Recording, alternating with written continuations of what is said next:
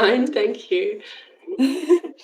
And so we just want to welcome everybody. I'm going to do an acknowledgement.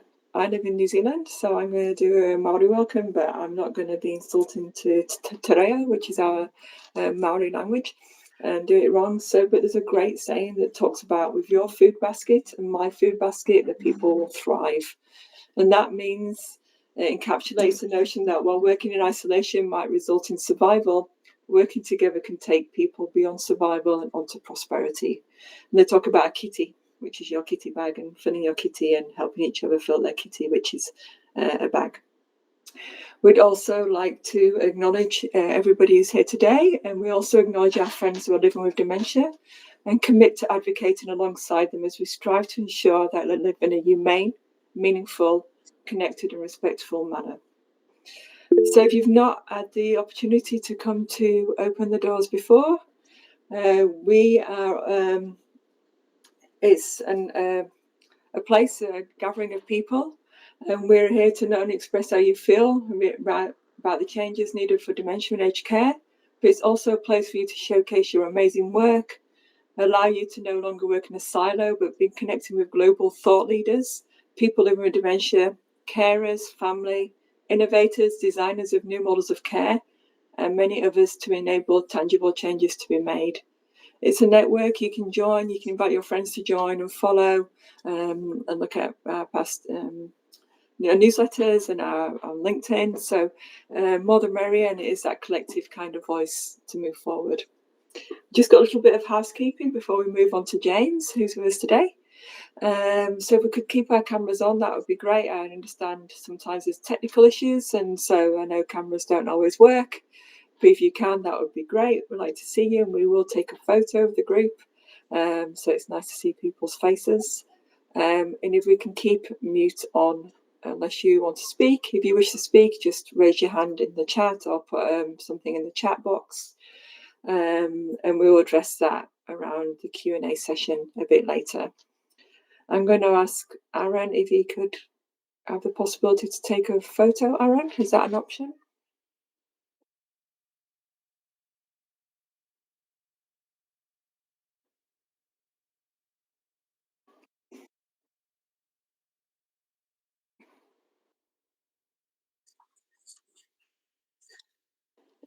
And you all look so beautiful, by the way, before we take the photo.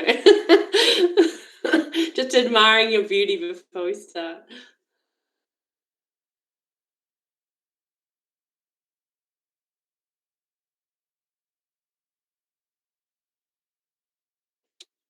Thank you, Aaron. So I'm going to hand over to Josephine now, who's going to welcome our speaker for the day. Thanks, everyone. Good morning, good evening, depending on where you are in this world right now.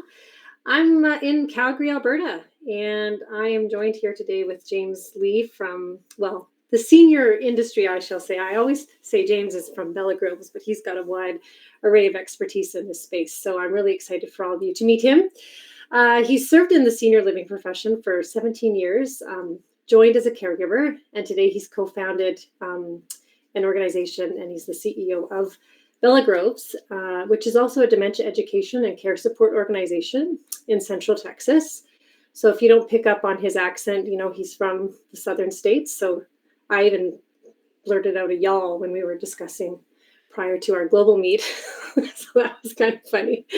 You're really going to enjoy his unique lens on the aging profession that spans a lot of frontline roles. And so he's got a lot of diverse type of experience in this space. So he is going to guide us through his experience of really creating and thriving business model inside dementia. So without further ado, James, I'd like to introduce you.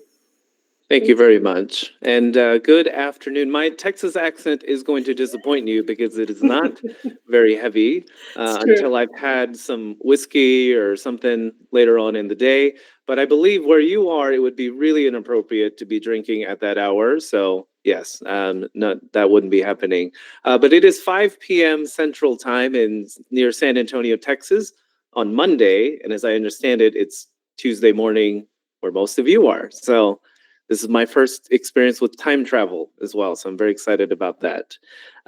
Today, I wanted to share with you a little bit about my story, my career, and what we're doing here in our small little corner of San Antonio, Texas. I do recognize a few names and faces around here. Hi, Linda. Hi, John. I see you there as well.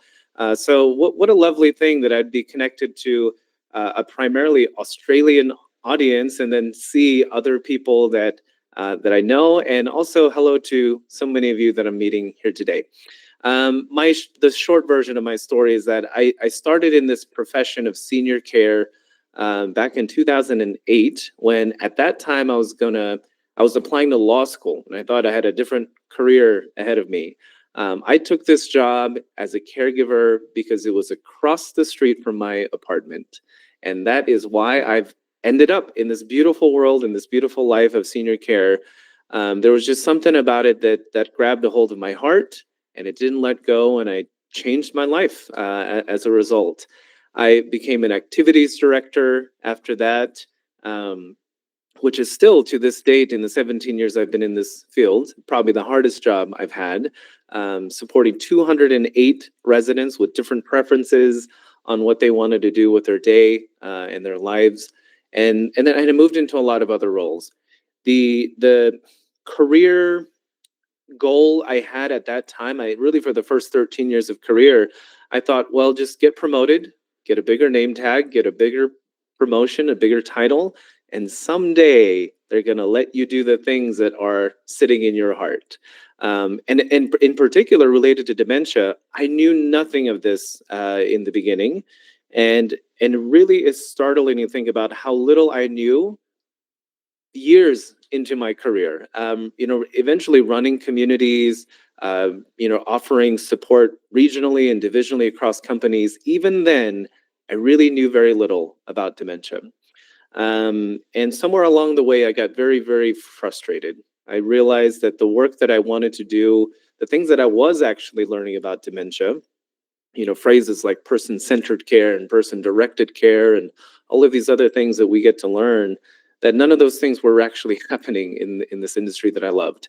And I wanted to leave it many times, actually. And I tried once, and I failed at that, because turns out, about 12, 13 years of professional career in senior living doesn't make you a very sexy candidate in finance or technology or some of these other industries. But I'm very happy that didn't happen, because what it did was it gave me an opportunity to kind of re-examine and go deeper into my kind of personal heart about what it is I'm meant to do. And so somewhere along the way, I pivoted, and instead of thinking very big at a large scale and being a VP or CEO of a large company, I thought, let me just try to do this on my own. Let me try to do this for my neighbors, for my community, here in San Antonio.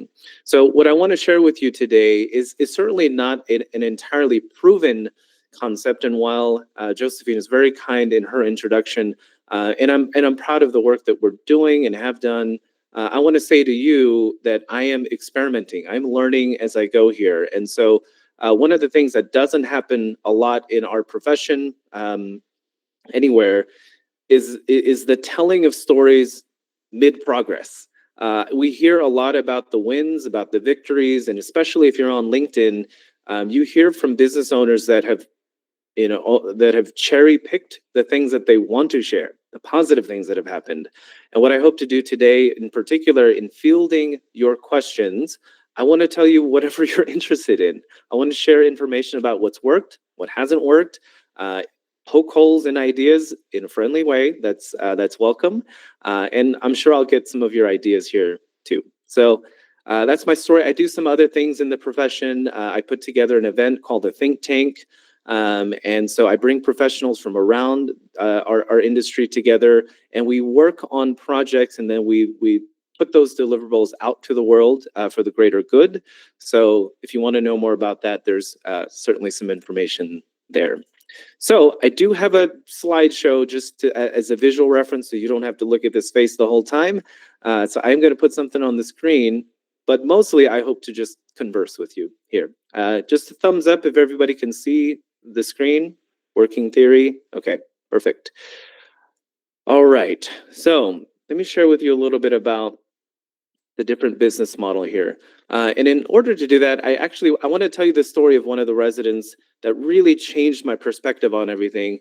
Her name is Pauline. Her name was Pauline. She was a resident of one of the actually the very first community I worked in. And Pauline was from New York. I don't know if any of you have been to New York. There's a certain I don't know if stereotype is the right word, but there's a certain perception of the personality of people that come from New York City. And Pauline fit a lot of those expectations. She was very tough. She was what caregivers would say is a little bit rough around the edges or hard to please. And at the time, before I knew much about Alzheimer's disease, I just figured that was either part of her personality or part of Alzheimer's disease. One thing I knew about Pauline from the very beginning was that she loved music theater. She loved musicals, and right through the end of her life, it was something that always brought her a lot of joy. I found out about her favorite musical that was coming through town, and as the activities director at the time, I thought, this is perfect. I have something for Pauline. I reached out to the family, and I pitched the idea of taking Pauline to her favorite show. And the family was very, very kind, very lovely. But they said, you know, James, that's a very, very sweet thought. But the truth is, my mom isn't going to remember that tomorrow. And we just feel like it's not worth putting her through all the aggravation and all the potential challenge of going to a music theater outing for something she's not going to remember. And I remember even back then, in the very, very start of my career, something felt off about that explanation. And as a young, 20-something person in my career, I thought, what's there to lose? Let's keep pushing on this. So my executive director and I talked. We talked to the family. I reassured them that I would be there personally to assist, and that if something bad happened, we would turn around and go home. So they agreed somewhat reluctantly, and we went to the show. And you can imagine what what actually happened from there. So we walked into the theater. She was dressed to the nine. I had a bad fitting suit, because who has a good fitting suit at 25? And we went to the show. And as soon as the curtains opened and that music came on, she came alive. I mean, she was enthralled for the next 3.5 hours, including the intermission. And she loved it. She was humming along, and she was herself. And so we got back home, and I was excited to get to work the next day.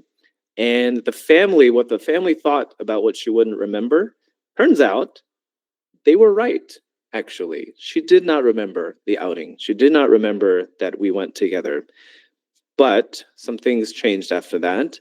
Pauline was inexplicably nicer to me from then on, and my teammates couldn't figure out, what had happened. And I believe that there was some emotional resonance and retention from that experience that we had together. And two, my perspective changed. I realized in that moment that the experience of joy does not need to be remembered in order for it to have been meaningful. And that part, thankfully, has stuck with me for the remainder of my career. But it wasn't until Bella Grows when I realized I can actually do something about this. So I want to tell you about the status quo of this profession that I love and respect, by the way, but it is something that I realize needs to change quite a bit. So what I'm about to put on the screen here is a lot of information. It's not meant for you to understand all of it right away. I just want to map out where I'm going. So I do want to talk about innovation. I want to talk about the business parts of what we're doing, not just the story parts of what we're doing. So I want to talk to you about innovation and that disruption. A lot of attention is given to disruption. It is only one form of innovation. If you're leading a business, or if you have an opportunity to influence a business or a group that is working in this field, I think you should become a student of innovation and realize disruption is not the only way you can get there.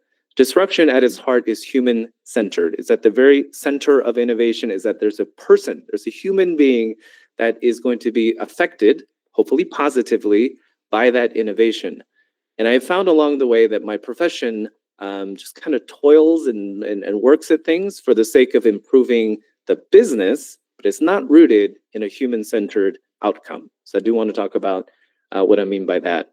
The visualization of the status quo of the senior living profession is this. There's a customer on one side, there's employees on the other side, and you transact in a physical location. I'm not saying this is what should happen. This is what is currently happening. And it is closer to accurate to say that this is a dementia housing industry and not a dementia care industry. And so the way I explain it to people is like this. Imagine if you were hungry and then all week long you had no food and no water. And at the very, very end, the last day of the week, on Sunday evening, a restaurant was available and you could go eat there from 5 p.m. to 8 p.m. That is what the senior living industry has basically done for dementia care, right? You have this need for a very long period of time. And then at the very, very end, when things have become really, really difficult, now here's a little bit of help. So the average length of stay in a dementia care community, at least here, there's some debate about this, but usually they're going to put it somewhere between 12 months and 18 months. What that means is that when a person moves into a dementia care facility, typically they're there for about a year to a year and a half. As all of you on this call certainly know, you are living with and caring for and supporting somebody with dementia for a lot longer than that. So if you think about it this way, that the senior living industry right now is not seen as the expert when it comes to dementia care. People aren't searching for senior living communities to offer advice and guidance. They are looking at them at the very, very end, the end of the week when I need a meal, on the last day. So the status quo is dementia housing, and that's the part that needs to change. Versus what we are trying to do. Again, you don't need to understand any of this yet. I will come back to this and explain each of the parts. But what we're trying to do, the real innovation, the real disruption, is that we're trying to support people 100% of the way through dementia, not just in the final 10 to 15%. So I'm going to come back to this. Because of what we're doing, we have a lot of different business ideas and experimentation that's come out of that. So learning center, dementia navigation, business to business opportunities. There are all of these things that are springing forward from our reframe of our business model. I will dig into that as well. And because of the spirit of innovation and experimentation, what is at the heart of Bella Groves is design thinking. Some of you hopefully already are familiar with this concept of design thinking versus what the industry does right now, which is just improving operational efficiency, operational effectiveness. My colleagues in this field are worried about, can I decrease overtime by 0.5%? Right? That's operational effectiveness. And to be sure, as a business, you need to worry about those things. But at the heart of the business model is not design thinking, experimentation and changes. So that is really what's driving Bella Groves.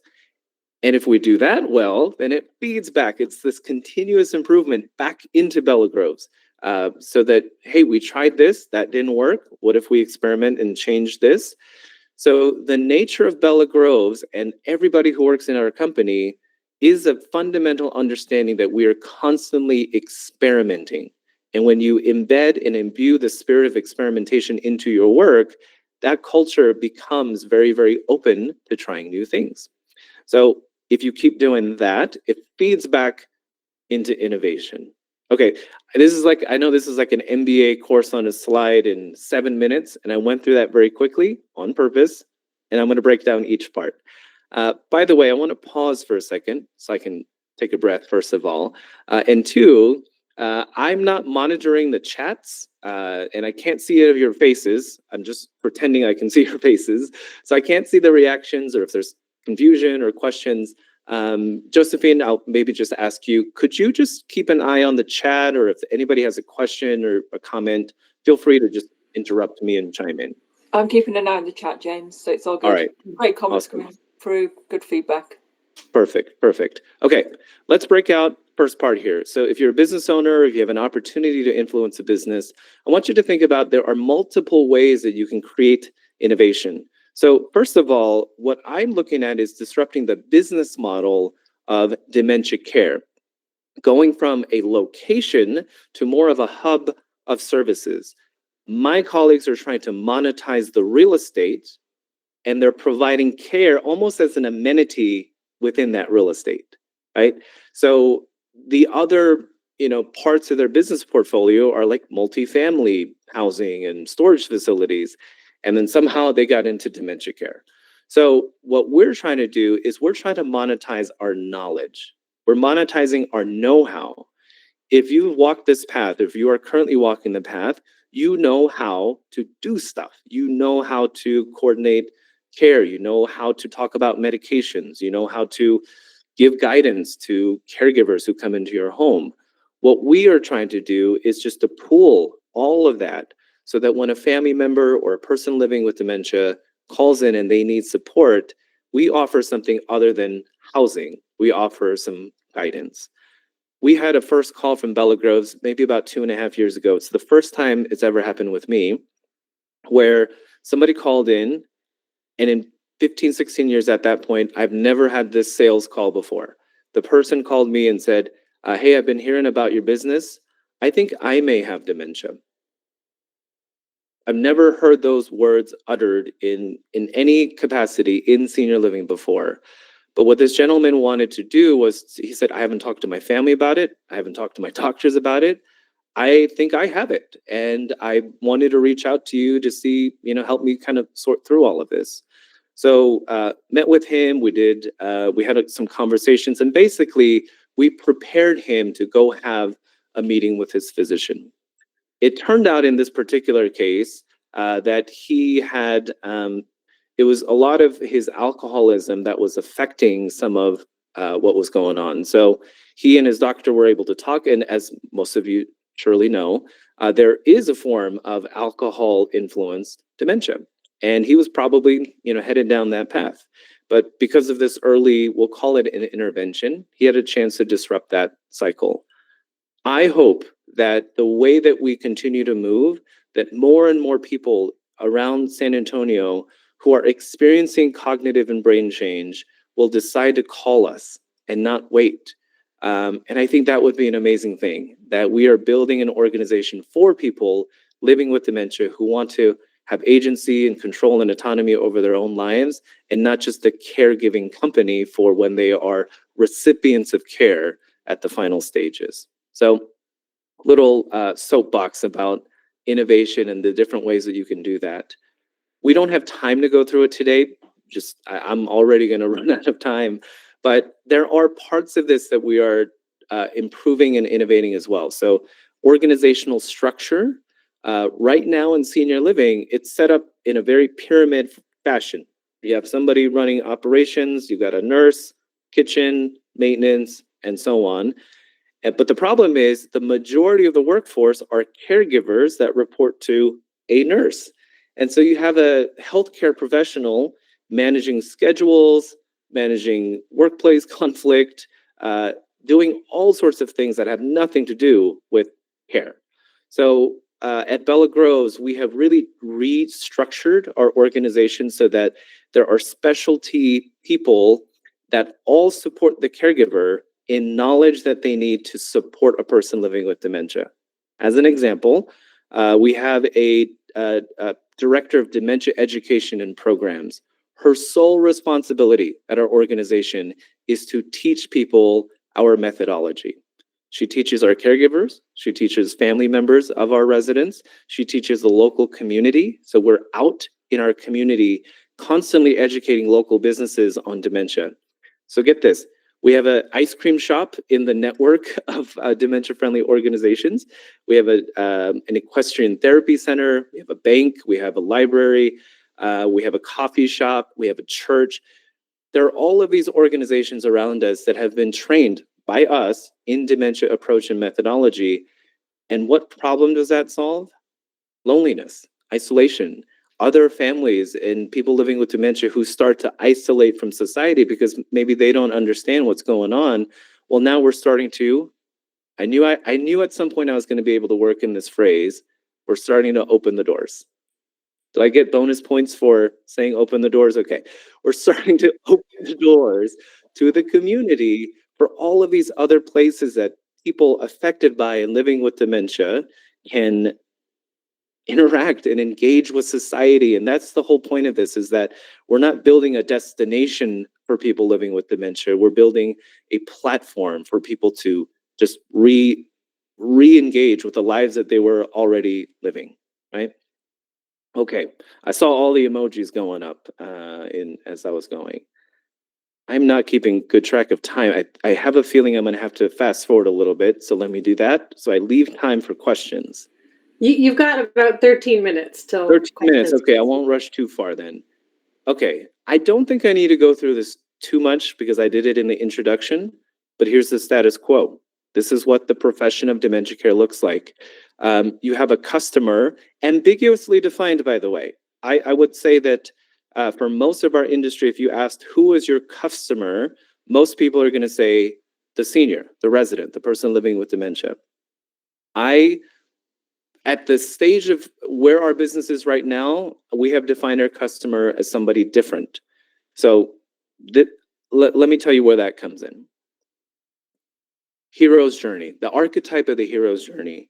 So if you think about, most hero's journeys, there is a person who goes on some adventure, not because of their own glory, not because of things that they want for themselves, but because they love somebody.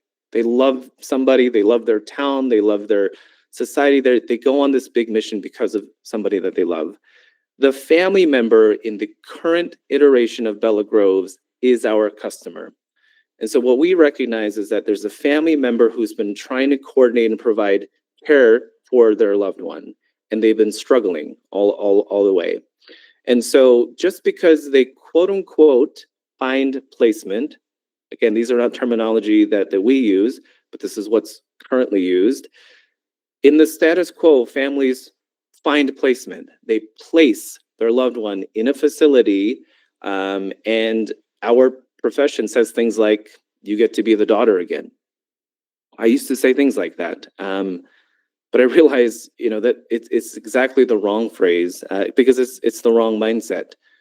Caregiving is a part of family. Caregiving is a part of personhood, and it's not something we want to give away. We just want to be better at it. So what we see is that we and the family are aligned on one side of the equation, and dementia is the thing at the other side of the equation. And what we are trying to do is to put all of our resources together to help that family achieve what they wanted to achieve. Now, in the future, in the very near future, as we're building a company where a person living with dementia can be our direct customer, my goal, my ambition here is that somebody with cognitive change, brain change, or a diagnosis of dementia, they can call us and exchange this person here, family, for PLWD, person living with dementia, plus us, and we can help them facilitate whatever life and outcome and arrangements they want. I think that is our ultimate purpose. And by changing this up, we have started a learning center, an online learning center. We are in the early phases. We've already piloted helping families to navigate the caregiving for people who are living at home. Families are, they're shooting from the hip. I don't know if that's a phrase that you use everywhere, but you do in Texas, shooting from the hip for dementia care. You have no idea. You're just kind of guessing that this is going to work. Well, we know how to do that. So we want to be able to support somebody. B2B, not that we're charging people for it now, but I believe that there's a near-term timeline here where we can help other small mom and pop, privately owned dementia care communities to do their job better. So hopefully this doesn't offend anybody in larger senior living companies, but I don't have any intention to license out the Bella Groves content or training or methodology to big box, senior living, mostly because they're going to create their own thing. I want to help the other people who are serving their own communities, who have put their blood, sweat, and tears into running a dementia care community in their community, in their neighborhood, and they just need to figure out how do we do it better. So if we can help them, then there's a monetary reward for us too. All of this is to say that as you experiment with the business, we will find other ways to make money. And in the biggest irony of all, I think that because we're going to have the best dementia care community location, we'll be able to bring the cost of that down because there's other ways that we can make money. So while right now, just in full accountability here, we are $8,400 per month for somebody to live with us at Bella Groves. It is not my intention to have a high-end, high-cost dementia care community. We have 32 rooms in the 2 houses that we have. My own grandmother, who had Alzheimer's, would not have been able to afford to live in Bella Groves. So that's not lost on me, and that's also not my goal. But I understand as a business owner that the 32 residents and families that we're supporting, all we're doing is providing proof of concept that this methodology, that this way of coordination, that this approach and this way of thinking works. And if we can do that, we can monetize our knowledge and ultimately bring the cost of it down. Because right now, the only way to make money as a business are those 32 residents and families. But if we keep doing a good job of that and find other ways to make money, we get to lower the cost. And by the way, increase our staffing. So we have a 1-to-4 staffing ratio at our care community. 1 caregiver for every 4 residents. I don't know what it is anywhere else, but it is pretty terrible in most places that I've been at. 1 caregiver to 12 residents, 15 residents or more, pretty standard. So this is just kind of a visualization of the things that we're trying to do. Design thinking, I think this kind of came out in the conversation already, but where we're starting is to be inspired by what could help somebody. What could help somebody living with dementia? What could help a family member who's supporting a loved one with dementia? And from that, then we have some ideas and we're starting to test and experiment. We implement those ideas. And so we have this quote around Bella Groves that we don't ride a dead horse. I think I'm introducing you to a lot of catchphrases, but we don't ride a dead horse, which means we're quick to kill projects. If it doesn't work, kill it, move on. But so many of the businesses that I worked in were so encumbered by the genius of their own ideas and pilot programs that you just have 20, 30 pilots going at the same time. We don't do that. If it works, keep moving. If it doesn't work, put it out to pasture, keep moving on. And because of that, again, it feeds all of our continuous improvement back to our community. Here's a quick shot. This is kind of my last slide, and I want to open it up for conversations and discussion. Monetize our know-how, not our real estate. So right now, inside our walls, high staffing ratio, high touch teams, all of our caregivers are trained in every aspect of care. So we don't have med techs, medication aides, and caregivers. We have care partners who do everything. They're all trained in medications. They're all trained in food knowledge. They're all trained in housekeeping. They're all trained in activities. And so our residents are constantly engaged throughout their entire day. The prevalence of symptoms like sundowning or wandering, these things that most people feel are bound to happen or are inevitable, they just don't show up at our community. Medication use has gone down. In fact, on average, residents have less medications once they start living with us than more. There's no place I've ever worked in where that's been the case.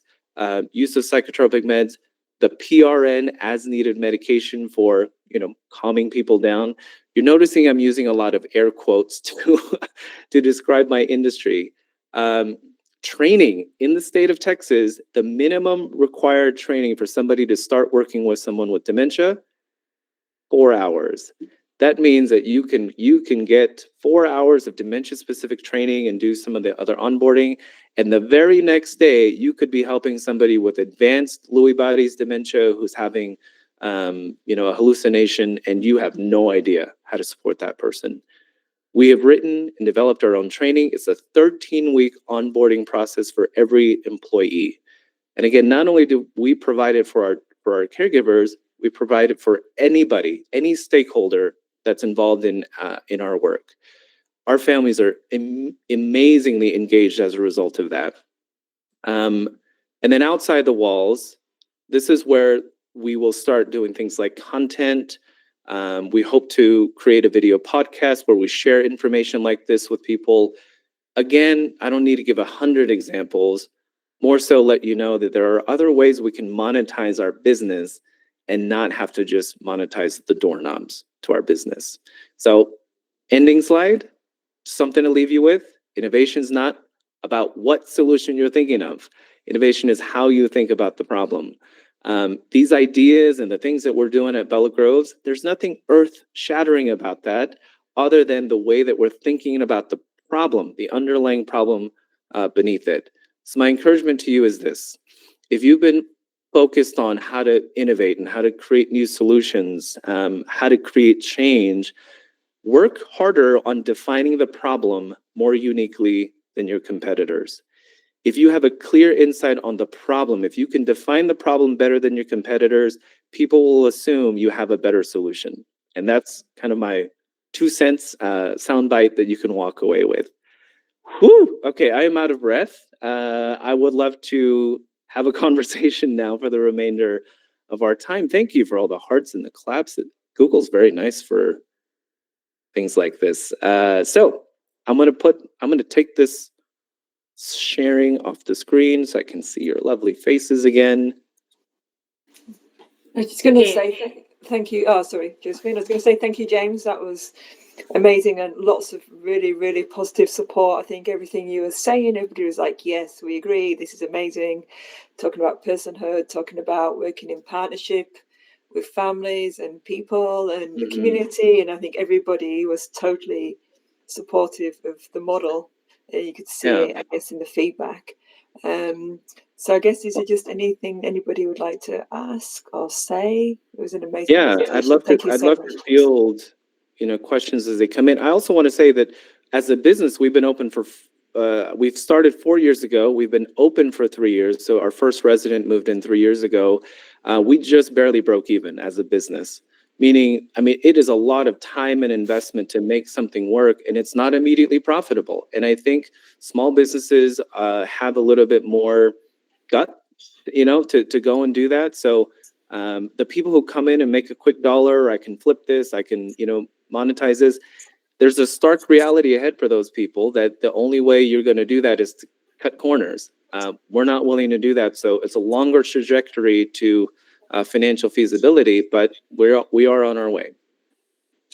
I just wanted to say thank you so much. I'm 5 years in, 4.5 years into my own model and business with Dr. Rodney Gilek, and I find it, as two RNs and gerontologists that were frustrated with the system and broke away and developed our own, everything you're saying really resonates with me, especially the areas where we're failing in some areas because we're not willing to cut corners. We're not willing to sacrifice amazing person-centered, community-minded support, but we're hanging in on the precipice. Yeah. And, we have just, we've nearly gone bankrupt, and it all looks beautiful, and we do share our vulnerabilities as well. We're very open, but the end game is to inspire, like you are, change, using social media, using forums like this, using every conversation that you have, that you might want to take a part of what we're doing, not the whole thing, and copy it. You might want to make some improvements in your day-to-day life. But I love that you've got the model behind it. You've really put so much effort into the model, which would inspire other finance brains. I call them white men in suits coming to look at my model with a pen and a clipboard. I'm really good at the heart and leadership. I'm not very good at explaining how they'll make money. And I love what you're doing because you're really tuning into a different audience to say this is doable because this is the structure. And I can really appreciate as a person running a business what you're trying to create there by having this framework. So yes. Yeah, thank you. I like to create phrases around what we do, and I call it head and heart. And I think that's the thing, that there are many, many people who have the heart for this, but they don't always upskill and level up their business knowledge. And you have to be able to speak to that. Otherwise, we'll just keep being on the soapbox and nobody will join us. So we have to form successful businesses. You have to know your your stuff inside and out. But I kind of consider myself in a wolf or a sheep in wolf's clothes, I guess is a better way of saying it. I can speak the language of the wolves. I can get in among them and talk about how they'll make money. But I have my finger on the button. Yes. Yeah.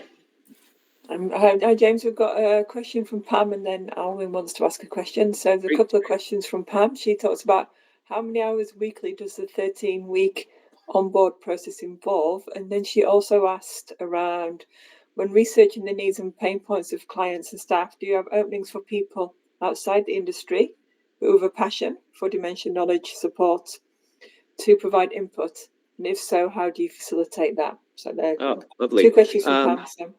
Yeah, I'll try to answer them quickly. So our program is called Go with the Flow, and FLOW stands for the different parts of our methodology. So it's not a training that's like, here's how you do X, Y, and Z.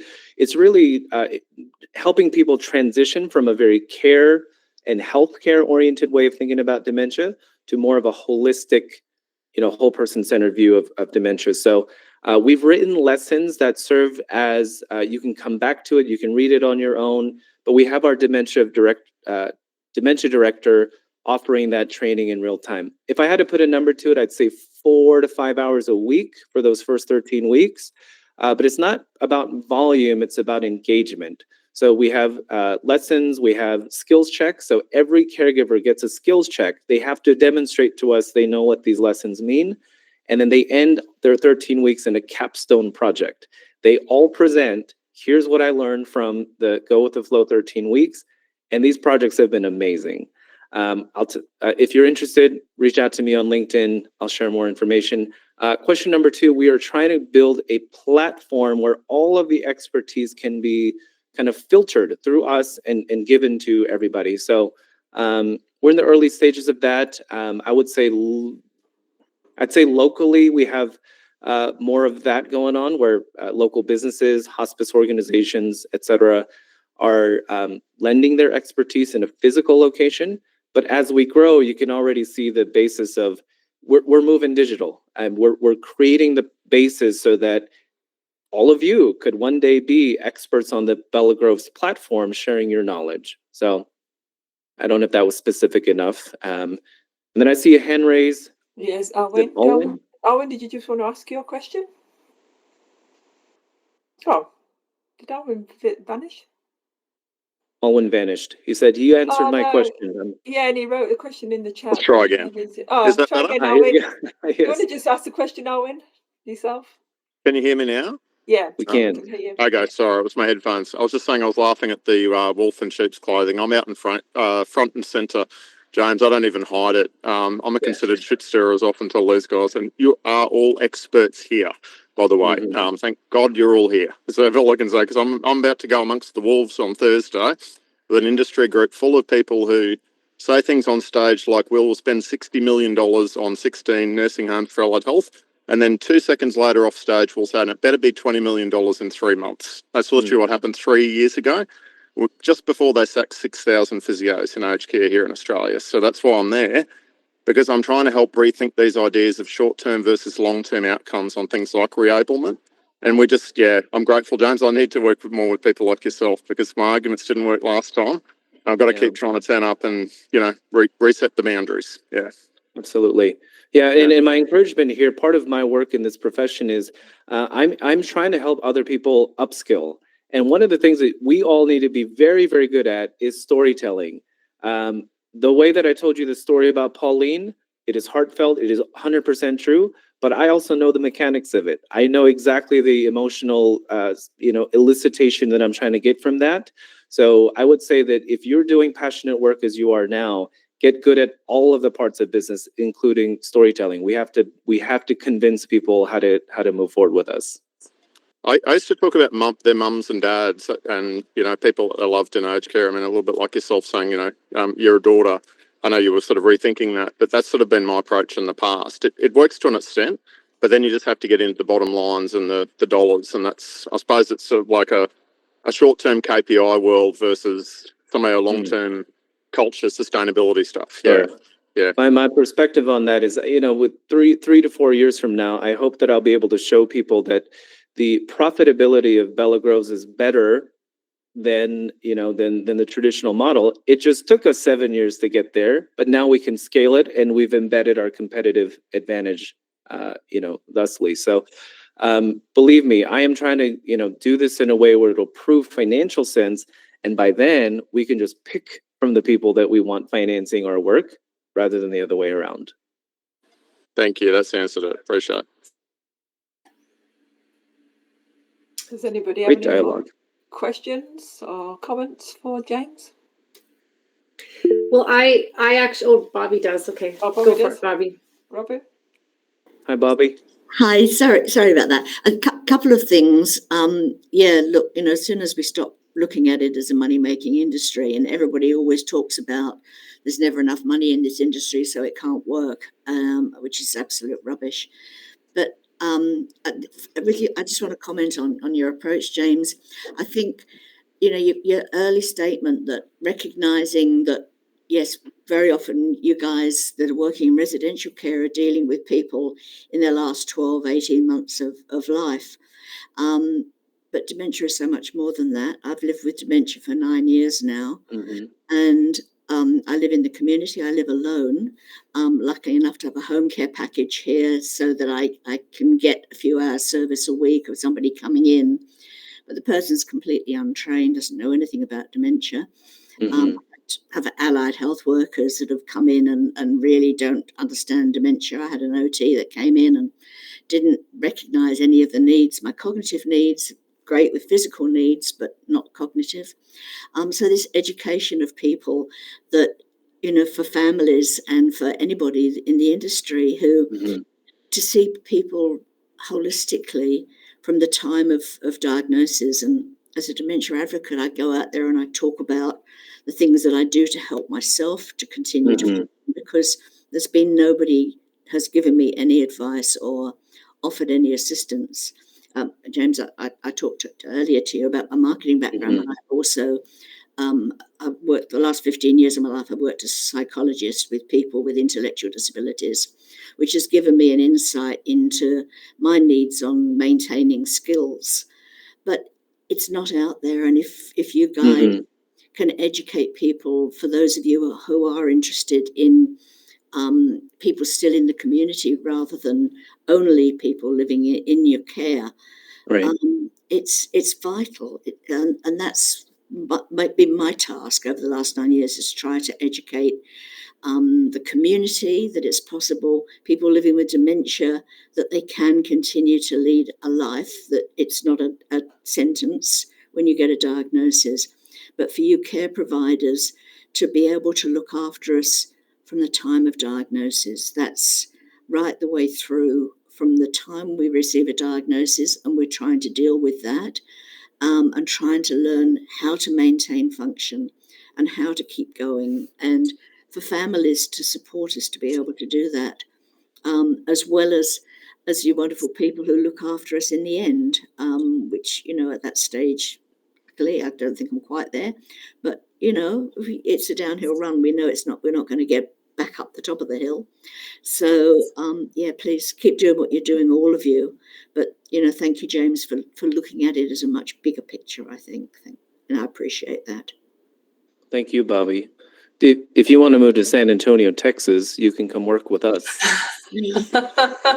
I'd have friends in Texas. I might just do that. All right. I'm just wondering, one quick question, James. We find that people want more than a brochure these days, and in my service we have a community centre, a day program. I hate that word. I just use community program, with some people happen to have dementia there, that is now servicing the whole local community. So we are that first touch base, like, I've just got diagnosed, what do I do? And then we kind of wrap our arms around people and hold them in esteem, regardless of whether they use our services. But it is an entry point to one of our 5 homes. Do you have something like that connects the community from that first step? Because what Bobby's saying is like a combination of, yes, it's the final destination, and people paint dementia as doom and gloom. But what we see is that, hey, you've got it. We're going to make this community shine around you Sure. and show you that you have a life inside this diagnosis. So do you have something Yes. like that attached to Bella Grove, or is Yeah, it just residential? I have a hypothesis on this that we're working on, which is that we need to change social perceptions first, and I Yes. think creating the business avenues and day programs and outreach programs and all of those things, they're all good and well, but I believe in a pull versus a push. Most of senior living is a push marketing. You need this. We understand you. We've got this.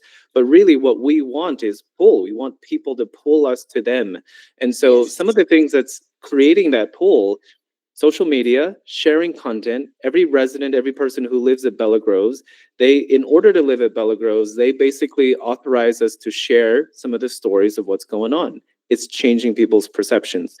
Going out into the community, the fact that we go to this ice cream shop, about 2 or 3 times a month, that does more for changing public perception because naturally people are curious. What are all these older adults doing together? And the shop owner will say, well, they're from Bella Groves, they're a dementia care community. And the surprise on people's face, the more that we're out in the community. And they're also surprised to see these are people living at the end stages of dementia. So to me, I chose that because it's the hardest, because it's the most provocative when it comes to success stories. If somebody at the end stage of dementia can do this, so can somebody with moderate dementia, early dementia, MCI, right? So I think as we create that pull in our community, the natural services, when they ask us for day programs or educational seminars or fill in the blank, then we know we can create that pretty quickly, right? So right now we're just trying to create the social movement to kind of underwrite that.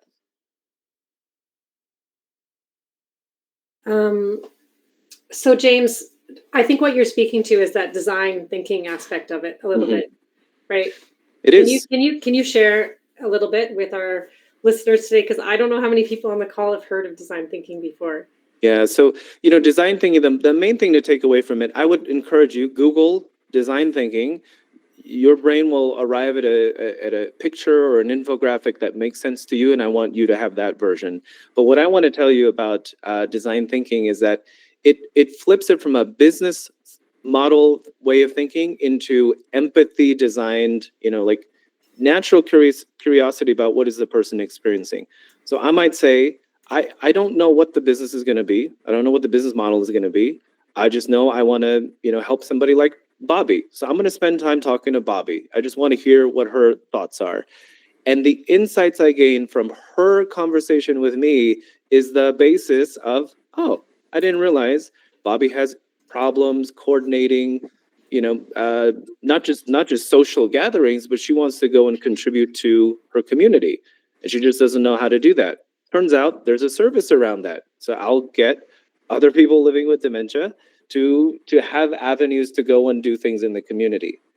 That is the simple explanation of design thinking. It's rooted in empathy, and then you build around it. So I like to also think of it as, instead of I have the idea that's for you, it's me being curious and empathetic about what are your needs, and then helping you find the things that are going to work for you. And then it's more likely to work for you. And then I'm not telling you, you are telling yourself. I'm just the listener trying to just be supportive, right? Push versus pull. And anybody who's, been a parent cooking dinner for their children, you understand this concept of like, what do you want to eat? Instead of, I'm going to tell you you're having this for dinner. Yeah. Yeah.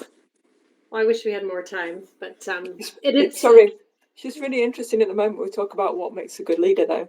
And actually, James, you just kind of summed up people saying about somebody who actually engaged and asked questions and admitted they were wrong. And so there were all those kind of things, and they were prepared to try things.